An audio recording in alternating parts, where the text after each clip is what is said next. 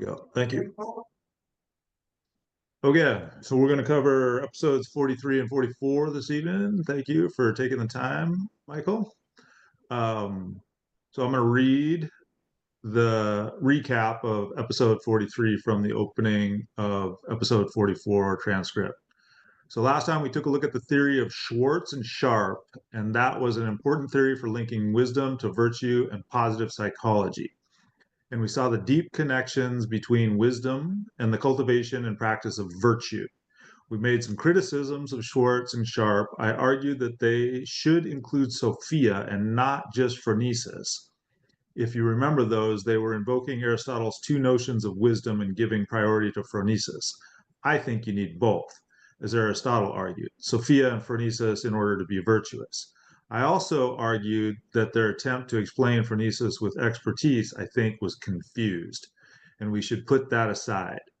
And then we took from that some ideas about the developmental aspect that's of course central to Aristotle. Remember, he brought the developmental dimension to wisdom and how much wisdom is about becoming the virtuous person. Other things I think are lacking in the theory, and we'll come back to this, that there wasn't much discussion about the connection between wisdom and meaning in life.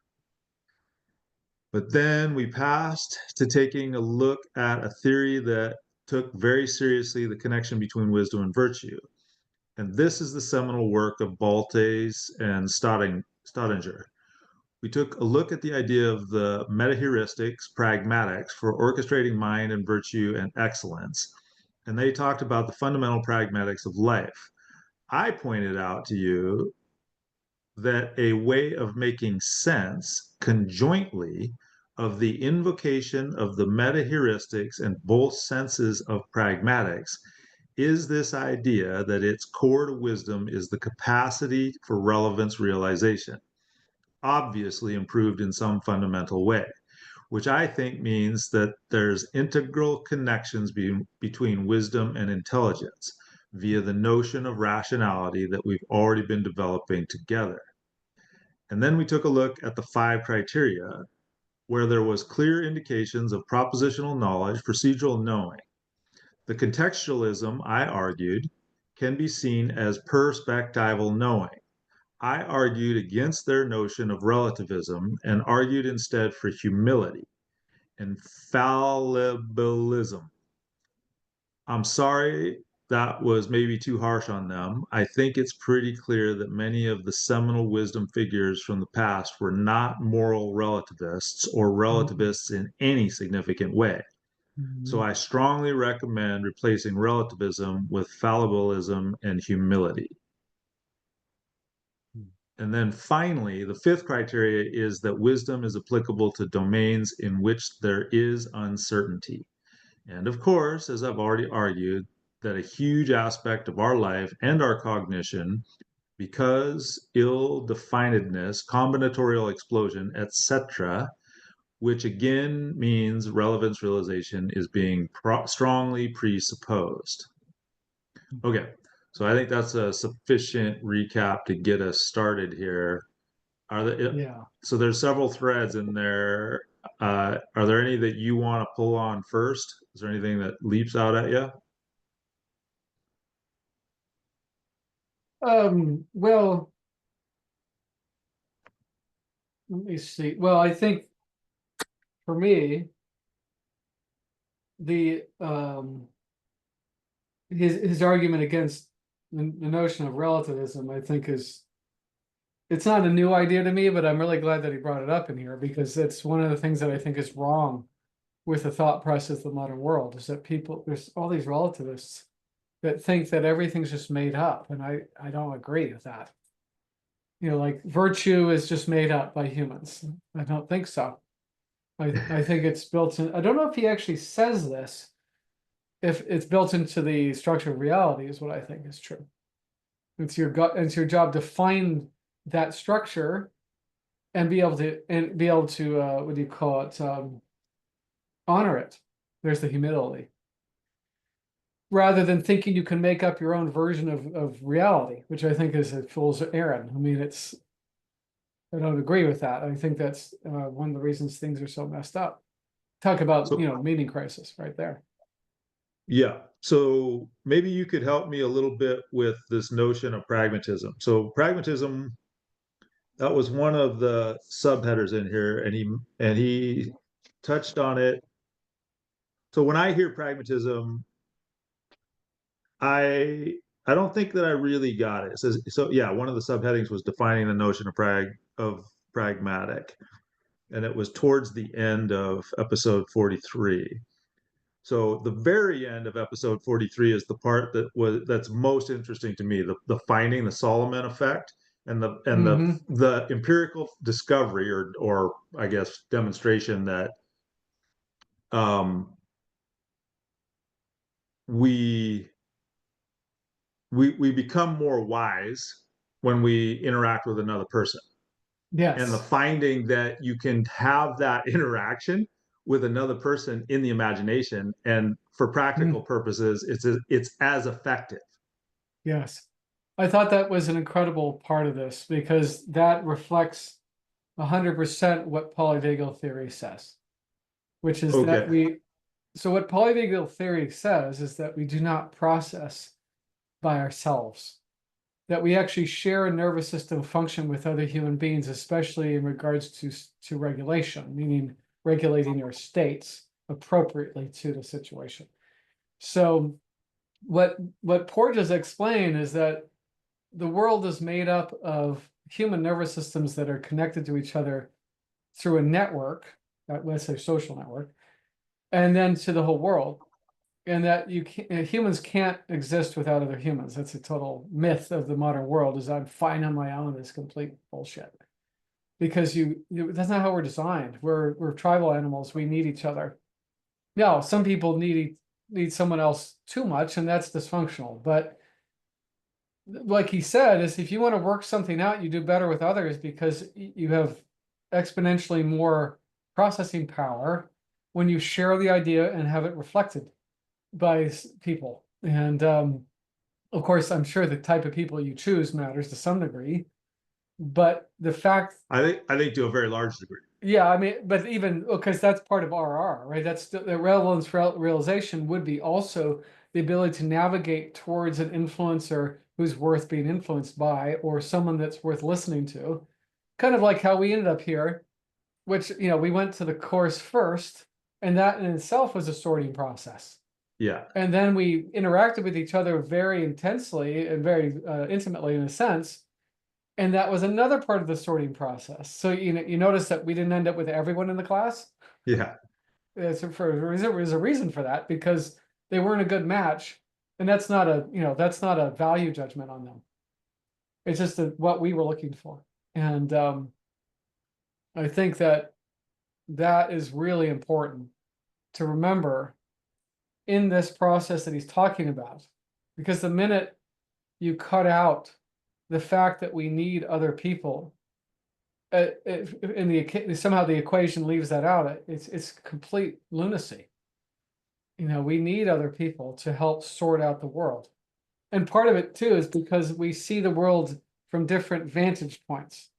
This is McGilchrist, and when he said this in The Matter with Things, I was so glad to hear him say this because I've thought this for my whole life and had no one to back me up. He says this whole idea that we see the world in our own way is not accurate.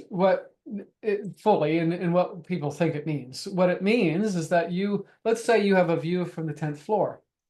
You're still looking at the same reality I am, but if I'm on the ground, I see it differently. That means both our points of view are valid, and they would be best to be shared openly so that we can get an idea of what things look like on the 10th floor compared to on the ground. So it's not an argument about what's real. It's an argument about how our points of view can inform the other and enrich them. So that's how I see that part as essential. Does it make sense? It makes a lot of sense. I want to back up a little bit though, and I started on the pragmatic because Oh, right. I feel like I feel as though I'm not grasping something with respect to pragmatics here. So I want to tell you what I think what it means to me, I want to talk a little bit about. So he's invoking Aristotle a couple of times here in both of Yeah. these episodes, and I didn't go back and look, so I'm going to do my best to recall what I can from from that part of the philosophical development here, and see if you can maybe fill in some gaps for me. I don't know Okay. if I can do it or if we can get anywhere with it or not, but it's bothering my conscience, I guess, a little bit, that I feel like I'm missing something there and I don't Okay. quite know what it is, so I could use some help. So when I hear pragmatic, I hear practical application. So and I kind of hear almost the end justifies the means. That association is going on in this guy over here when I hear pragmatic. Um, and I don't think that's sufficient. Now, the way I'm connecting that barely, feebly with Aristotle is if I remember Aristotle properly, he was the guy that came along and emphasized the structural functional part, right? So you Yeah. had the Platonic objects, and then there's like is Aristotle, is that the one where Vervaeke he makes the point of the bird? He's like, if you got a pile of feathers and you got some stuff and you throw them in the air, if you have a list, you basically have a parts list. It's like breaking down the human body into fundamental elements. We're like something That's like right. 12 elements worth, and a few more trace elements worth like $15 if you went and bought it at the chemistry store. Yep. But that's not a human. Well, that's not a bird. Yeah, that if it's a blackbird, that's that the parts don't tell you what the blackbird is. It just tells you what parts it has, but it doesn't give you the whole or the experience of interacting with the whole, which is a whole different level of understanding. And that's That's the pretty, relational, yeah. the give and the take of with the world. So do you have anything? I can let it go if you don't, but No, but I think this how do you is think about, how did you understand the when he was going through the definition of the notion of the pragmatic? well, if I understood him right, and because he actually talks about how Aristotle talked about how the God, I wish I could remember the exact words. I'm having trouble with remembering the exact phrases, but Aristotle said that you have to have a structure or a system that is modified by ideas, and then they modify each other in a sort of recursive loop, something like that. Okay. So he's talking about, you know, I think, well, because the pragmatic stuff I actually like a lot because it's what the Stoics did. They didn't care about anything they couldn't actually do, right? And Mm. the only thing that was really true was that which was, you could put your hands on, and you could have this behavior that led to this result. And they also were huge observers of human nature, and they were like, let's look at what really is true from a pragmatic point of view, which means about from an experiential point of view, cause and effect, right? I mean, I think that that's a lot of what Vervaeke's trying to draw out of this is say, look, instead of being stuck on rigid doctrines, which don't work because they don't apply to everything, and absolutes, you want to be adaptable and open-minded. Remember, he says that flexible and open-minded. He talks Yeah. about that as part of it.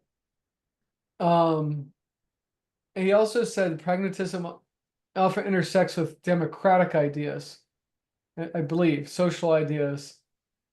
Um, I think he said it goes well with democracy, something like that. I don't, maybe I Okay. got that wrong. Maybe that was another idea, but I'm pretty sure he said that pragmatic ideas are very in sync with democratic ideas, right? Okay. So, Because, yeah, oh, I I'm think sorry. so. Go. Um, so maybe we'll put a pin in that one, and I Yeah. can ask Anurag to maybe try to address it at the top when we do get together. I'm going to read a couple things out of the text, out of the transcript here on pragmatics. that really caught my attention, but I don't really, this is what I don't feel like I'm really grasping why he's making these points. Okay. So he says, there's rights pragmatic. So let's first of all deal with this notion that they put in brackets of pragmatic, because they're sort of picking up on a couple of different related but not identical meanings associated with that term. One is having to do with the pragmatic aspects of language pragmatics. So that was new to Mm. me. Like I had never That's thought of pragmatics in the context of language specifically. So mm, there's syntax, semantics, and pragmatics. And we talked about this when we talked about Grice, which I don't remember, and conversational implicature, that you always are conveying much more than you're saying. So that intuitively makes sense to me. I'm always conveying more than I'm saying, and how that mhm, depends on capacity for relevance realization. mm, So that sense of dealing with how much our communication and more broadly our cognition goes beyond what we can directly propositionally represent. That's definitely there. There's mhm. another meaning of pragmatics, and that has to do with pragmatism, which I haven't talked about. I'm going to talk about it later when I talk briefly about James, and I think he's talking about William James. That's right. Yeah, yes. He's talking about William James. And so the idea behind pragmatism is, uh, I would argue, a way of understanding. See, he gets confused here. He's interested. So James is interested very much in what it is to live a good life. Mhm. He starts with some of the earliest work on the study of mystical experiences of religion. Yeah, so I know a little bit about his book is in the house, the whatever the one on religion is. Um, it's hard to read. It's like, Yeah, but anyway, it's not what easy I think stuff. the one other comment that I want to make here before we move on, I do want to hear if you have anything further on it, but I think in the next episode in 44, there's a segment in there towards the end where he keeps saying the word optimization. So he gets into the Hmm. point about you need to the virtues are in relation with one another. He goes into quite an eloquent and yeah, eloquent demonstration of why you can't just focus on one. Like it's Yeah, not just there's no fixed formula. It's all of them in relation with one another in that's right. context. I think And that's the that most and he important part. construes Yeah. that as a understandably as a optimization problem. Now here's the Mhm. thing, and this goes to what you were saying about the Stoics and the pragmatic. Like they only cared about what they could basically demonstrate is how I hear it. Like if you can't do it, then who cares? Yeah, if And it's the what's philosophy is no good if it's not practical, if you can't apply it to your life right now, they don't care. yeah, Yeah, they don't which care. I don't know that this is a fair criticism of mine, but I when I hear the optimism or not optimism, the when I hear people say optimization, there's an implication that you know what's optimal, and I don't think you do. And I don't think that that's something that really comes from man. And there's a in episode 44 he goes through the three relationships, self, like the what is it, internal, self to self, self to other, and self to the world. And I whenever I see those little constructs, I'm like, where is the transcendent? Where's Mm. that which is beyond the world, that the whole world, all of this experience is embedded in? Because I guess that's my bias, because I'm inclined to say that's what I'm optimizing for. And Mm, it isn't, interesting. it's So, by anyway, I got a well, part to play in it, but I'm not the prime mover, so to speak. tell me again what what you think you want to be optimized for. I think, well, so there is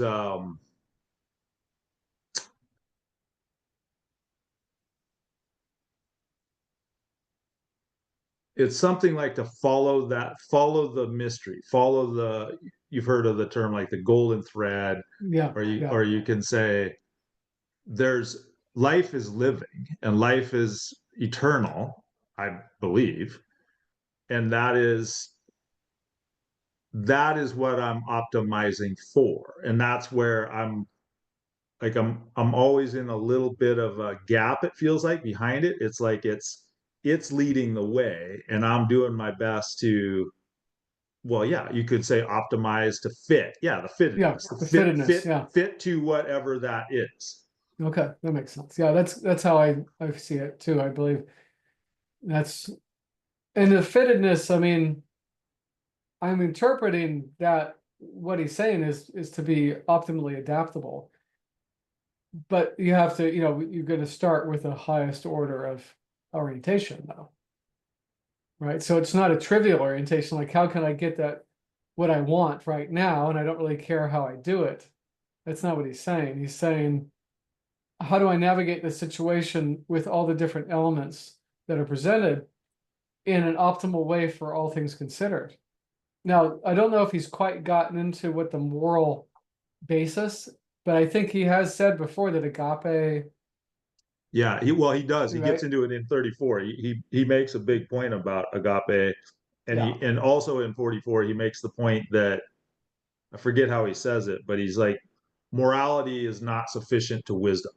So right. morality in and of itself does not make one wise, something like I that. was pretty amazed by how he's examined wisdom recently. Has been really enlightening. Also, that intelligence alone and logic alone are not enough, which I've known that, but it's nice to hear him say it out loud because how many smart, stupid people have you met in your life? Well, A you made that lot. point. I was listening to the last one that Anurag posted. It wasn't our last dialogue, but it was the one before that. And Yeah, you were making the point in that one, I think, how I think again you were citing McGilchrist and making the point that the root of much, if not all, mental illness is too much hyper logic rationality. and Yep. yeah, the hyper rationality. Yeah, yeah. Yeah, that was a shocker. He said almost every single mental illness is hyper rationality. That was wild. I was like, but it makes sense that, he explained how that's the case. Where you get so left brain dominant that you convince yourself of things that are completely ridiculous, but it makes sense to you in your rational loop, and no one can dissuade you from your view, which that's hyper, right? That's like he said, well, he didn't say this, but if someone's manic, it means they're so positive that they actually create harm to themselves and others because there's no feedback loop that stops them from their dream, from their Wow. excitement. So it's another form of this hyper sure of yourself that, oh, everything I do is going to turn into magic because I'm so amazing. And then you end up, blowing tons of money, screwing up relationships. But you're happy. I mean, this is, the modern thing is, I don't do negativity. I love when people say that. It's like, what a bunch of bullshit. You mean when, if your hand gets chopped off, you're going to be positive about that? Really? Or when your father dies, you're going to cheer for, woohoo, he died. I don't think so. Anyway, so let me see. So, I mean, it's what else we got here? We've got, because there's a lot to unpack here. I mean, he's so detail oriented, I think largely because he's trying to academically prove his point in Yeah, and I these do, things. as I was just listening to you, I was also being reminded that he does confess, I think early on in episode 44. I wish I had that handy where he says that. Um, he basically confesses that he's focused on the psychological aspects of wisdom, Yeah. basically because they're accessible right now. Like the other, Mhm. he quickly lists off several things, and I don't remember what they are off the top of my head, but he says we're going to focus on the psychological because essentially it's graspable. It's stuff that we can talk about, but that is it when you do that, the psychological phenomena is a phenomena in the self, so to speak. So there you're trapped. Like Mhm. you don't have the Mhm. it's or you don't it's very easy to become trapped in that, I think. I think And that's that's true. I think that's what I get nervous about. Me too. I mean, it's I think there's pitfalls in any extreme approach. Although, I mean, to give Vervaeke credit, I mean, he's drawn to things like, evolve, move, play, which is not overly intellectual. Well, yeah, and I think he has plenty of embodied practice of his own. Yeah, Um, meditation so and so on and so forth. So, but I understand your point, and I mean, sometimes I wonder how useful it is to go into this much detail for most of us. Sometimes I really enjoy it, but sometimes I'm just like, Jesus Christ, like I don't really need you to prove that these people's idea isn't right. But then again, maybe a lot of people they do like that. I don't know. It's more of a well, matter of so this energy. here's a thought for you. On the so a little while ago, you and I were talking about the need for interaction with others, and we were talking about you gave the example of someone on the 10th floor and someone On the on the ground, ground down on the level, ground. Yeah. and we talked about how the quality of the people that you're interacting with probably as it is really important. I believe that is really important. Like if you're if you're around people that are bringing you down, so to speak, like that's not wise. Mhm. Now, there's a risk on the other side of that too, which I do think we see play out in our larger socioeconomic milieu, in that you end up with the elite phenomena. So Yeah. you end up with the schools, that's what those are. It's like you're Mhm. around the highest quality people, but then that's all you're around. So back to the comment about you wonder whether it's worth going into this detail this much. I think for someone who has the capacity to grasp it, such as yourself, so the sorting works both ways. So there is, and now I'm going to say optimization. So there's an optimal blend of um, being influenced by those who are what brighter than me, you could say, Yeah. Or at least in some um, ways. Yeah. and that's a yeah. So I'm if through exposure to those people, if I'm mindful, I can conduct the dialogues in my imagination with those people, whether they're bodily present to me or not, and that's helpful. That generalizes. Yeah. Now, I think he also makes some points about teaching. So that's like so teaching being associated with wisdom. So the reason maybe or the hope or the just maybe it's just justification for spending this much time and attention at this fine a detail is so that the concepts and the capacity to speak the right words in a context in a teaching moment Mhm. where you're the teacher, to me that seems plausible. It sounds right to me. It seems like That that's probably why, because I do know that when I yeah, am afforded the opportunity to be the teacher, I really enjoy that. me too. But I also know I think what your point is very well taken, which is that I don't like teaching things where I don't know where everything belongs. Does that make sense? Like that's why I did the Yeah. polyvagal chart because I wasn't going to teach it until I knew what the fuck I was talking about. I mean, it's like, and I had to know a lot of detail because it was confusing, which I think a lot of what we're reading now is can be very confusing because there's a lot of different ideas from different times and different philosophies, and most of us don't know them that well anyway, right? So it's not like we're, you know, fluid anyhow. And I think that's definitely part of it too. So, um, meaning that I think that sometimes it is necessary. Depends on what you're trying to do, I guess. Well, so I want to try to close out on that point. I can't quite explain why, but I liked how you used the term sorting, how there's a sorting going on, Mhm. and to I guess to turn it around. So you're sorting me out in some very real way. Like you're instructing me. And that is I that's essentially a teacher student. circumstance. And what you just talked about, I think, is a practice of humility. So when you go, and that doesn't have to do with me, that has to do with you doing the work, realizing to put yourself in an honest, earnest teaching role. You cannot help but be humbled by the by how much you don't know and can never know.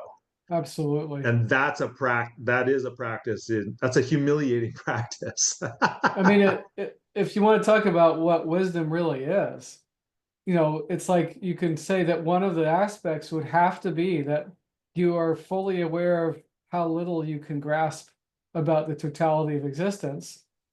And therefore you come from that place right there that says, I'm never going to know enough to know what everything is or understand everything. I'm never going to be wise enough to know everything that is in front of me. You can't even focus on everything in front of you, right? You have to choose what to focus on because there's like billions of potentials.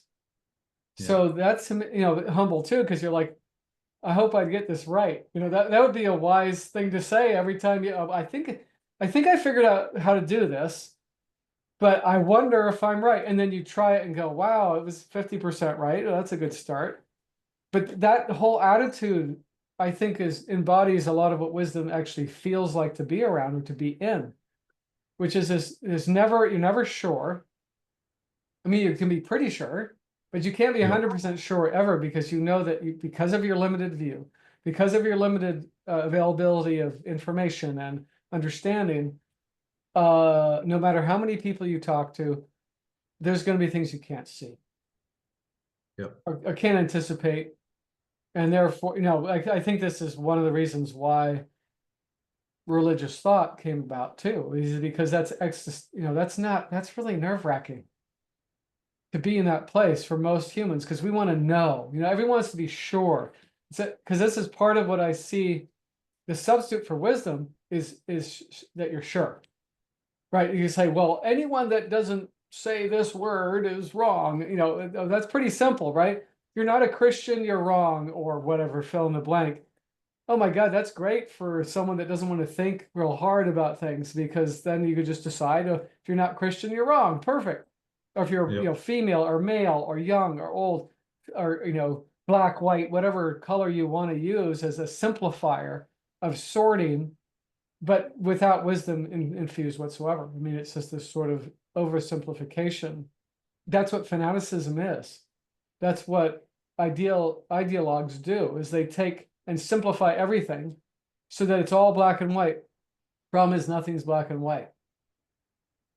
So you're not wise when you're doing that. You're like lazy, or maybe you have low capacity. I don't know what it is, but Yeah, you're at capacity.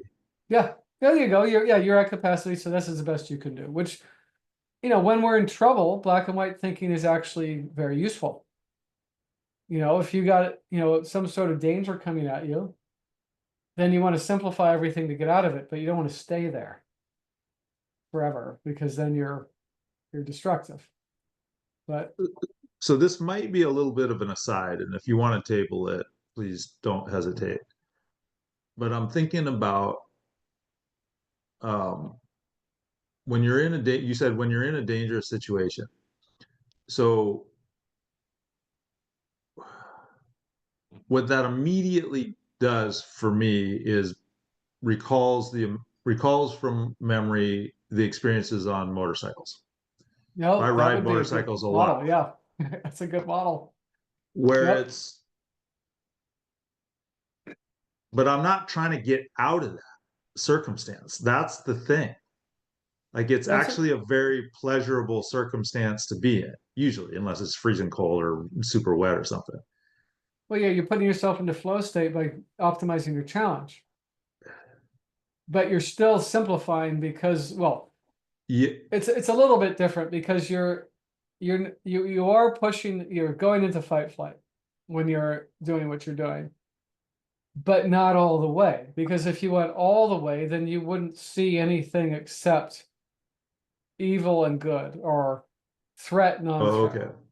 So, because what we have is neural platforms, which means that there are sequences of response that are built into our nervous system. And we all have the same ones, mostly. And it's a matter of access and whether you can match a response with the right situation. This is my understanding. So there's nothing wrong with being in fight flight as long as it's appropriate.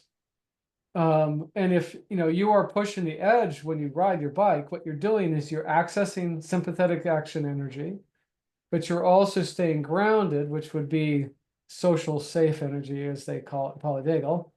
That's your civilized brain. And you're surfing the edge of those two. That's different than if you're shocked by something or triggered, and then you become this lizard critter that can't understand human speech very well, that doesn't know nuance, that sees things that don't exist in terms of threats, that tends to want to divide everyone into polarized groups because it's easier for that brain to handle that. That's the difference, right? Does that make any sense? It does, and I really appreciate that. I'm going to go back and probably watch that 3 or 4 times. What you just said there, um, yeah, there's something about coming right up to a line, Yeah. and the sympathetic piece. What you said there, what was occurring to me was, it often occurs to me how orderly, like I'm out there with my fellow humans, in traffic, Yeah. like, and it's this flow, and it's really dangerous, but I'm there with my fellows. Yeah. I'm not talking to them or doing anything, but we're moving in concert, in harmony with one another, And and sensing it's each just other. it's a lovely experience usually. Well, it's like dancing or anything that puts someone into a flow state. It's even when I do ice baths, it happens. Or cold exposure, I'll go for cold walks and I'll hit this challenge place. Once I've been out there for a little while, I'm like, wow, I get such clarity. Oh my God, it's amazing. Like, because it's Yeah, just challenging enough, right? Not enough to overwhelm, but enough to grow, right? And of course in the right direction, meaning for you, motorcycles somehow bring you there. I'm not attracted to motorcycles, but that I get it a different way, but everyone has their way of finding that place. But it takes risk, but not too much. And this is something that Vervaeke talks about in videos he's done after this series, as he says, be nice, but not too nice, right? Be aggressive, but not too much, right? Tell the yeah, truth, but not all the way. I mean, it's like this is wisdom, right? This is the truth of what wisdom is that you can't just blurt out the truth every second, because you yeah, have to be sensitive to other people's feelings and contextual things and that's why it's hard, because you have to keep calibrating and considering that recursive loop is a learning loop, right? You're going to say, I came and I tried this, and then I'm going to reflect on it. And I came and I tried it, and it has this upward complexity over time, hopefully, if you're actually learning something where you become more savvy, more wise, because you've learned something about reality. That's true. yeah, That's one of the ways I frame it. And that's what I think that Vervaeke is shooting at. He's like, you have to have the right elements in place so that your experiences will help you learn and grow in an ever complexifying manner towards a higher way of being, right? But to do so, you have to remove all the aspects of your cognition that is subconscious, especially, that actually make mistakes in decisions or views, is not humble but rather arrogant or whatever, right? Kind yeah, of, I'm sure I know, and of course you don't fucking know because you're an idiot like everyone else.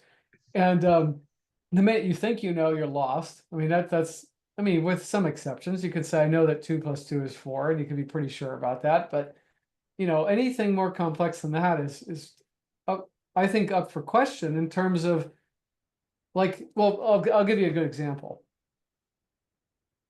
We don't really know why we get triggered. You're probably going to catch some of it, but your subconscious processes something like 680,000 bits of data per second. Your mm, conscious mind can do 16 bits max. So that's how much it's churning Say that through. again.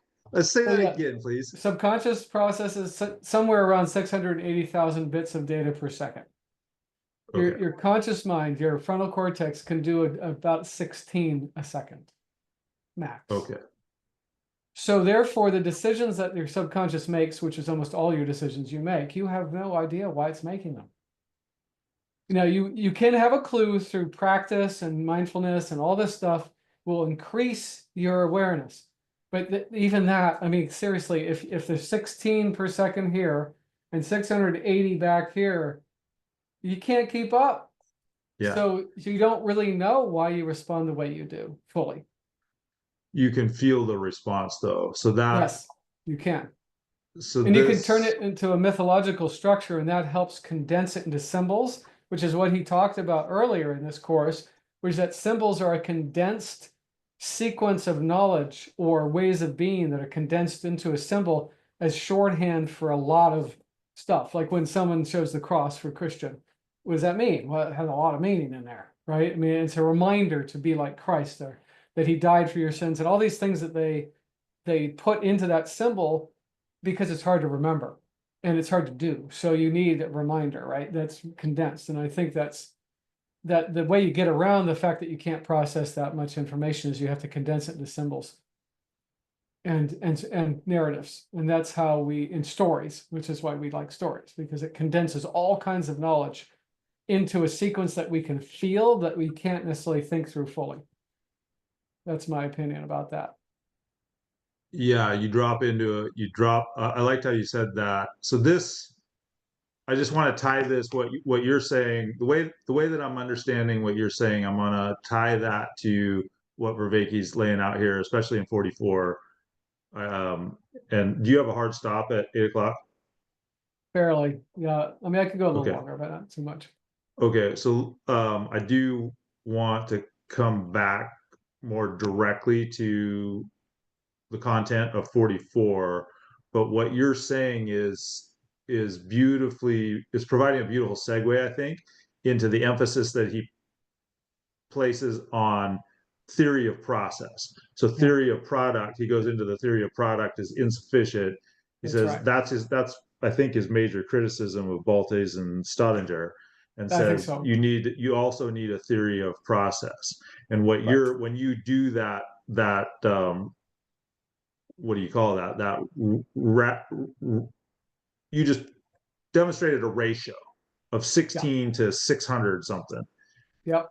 where and you can rationally reasonably understand that that part that is speaking, or this part that is speaking, cannot keep up with that, but you can, that's, you said you can, what did you say about a mythology? You can, You could turn it into a mythology, which is a narrative that which will give allows you you, to move into it. It allows you to move into action. So you drop that's out right. of the propositional into something like Experimental. Jesus Christ, Experiential. Son of God, have mercy on me. When I feel Mm-hmm. the response coming up from the animal inside, for me, it's typically anger.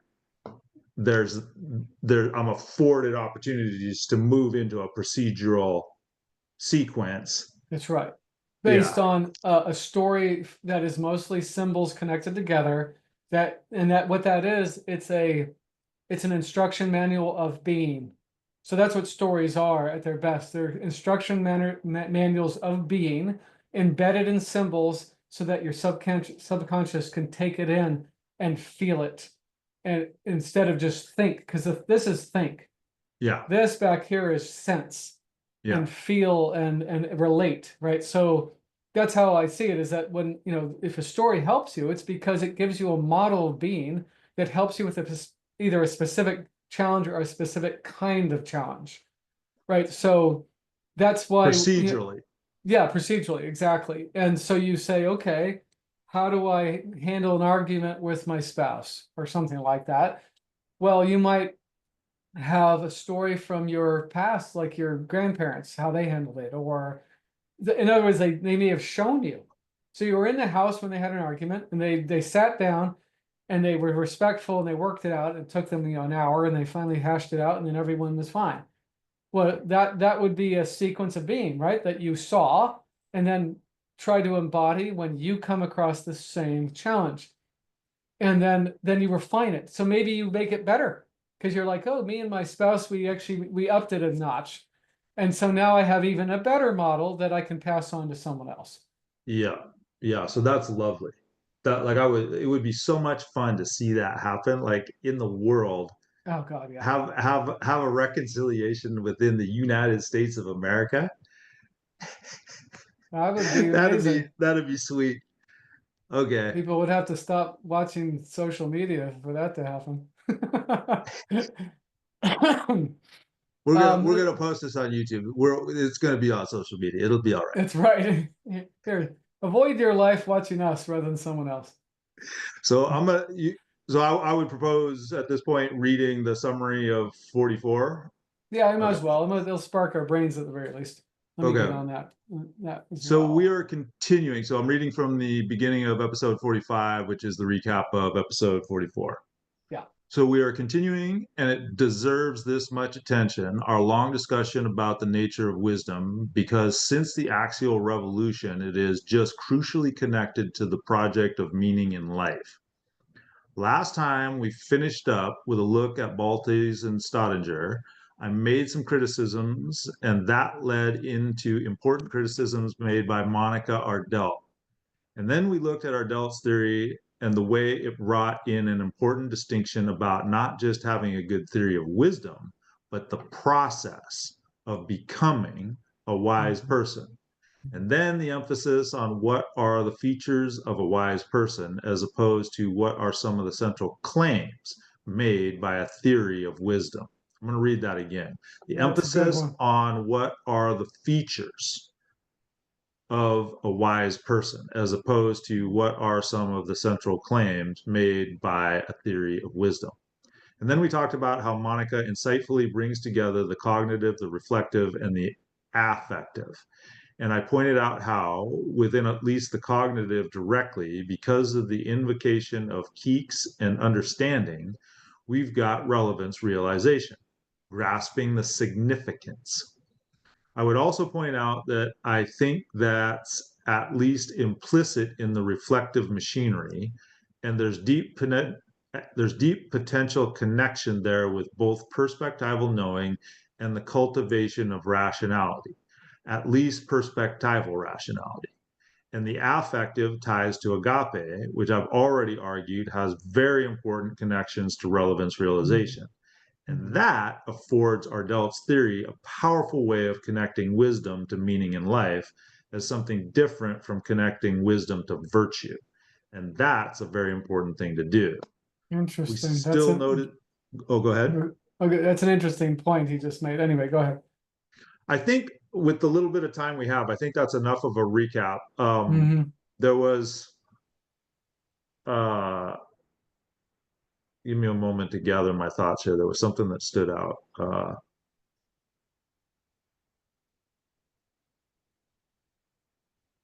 Oh, the implicit, yeah. I pointed out how, within at least the cognitive directly, because of the invocation of Keeks and understanding, we've got relevance realization grasping the significance. So that significance, the way that I understood that, so that he drew the little triangle of, so it was two elements on top. One was cognition. He started with cognition. He put that opposite reflective, so there's the reflective, and then you put the affective at the bottom of an inverted triangular system. Do you remember that? Yeah. So in the cognitive capacity here, the the wisdom aspect there is grasping the significance of what I know. So cognition is what I recognize. It's what I know. Hmm. So that's the factually based. That's the descriptive. The wisdom aspect of that is being able to understand, to know the significance of anything or set of things that I know for in context. So in present That's right. context. In Okay. present So context. then, That's right. and then on the thing that I would spend the last few minutes with you on is it just occurred to me as I was reading that So he moves over to the reflective. And when I hear that, I hear memory function. So and there's a lot of, my sense is that there's a fair amount of confusion in people just people in general that I interact with about how memory actually functions and what it's for. Yeah, I agree. That's a good thing to bring up. A Okay, so lot. you got anything to say about that? I have a lot to say about it. Well, one reason I know something about this is because of my studies of trauma. So when you look at how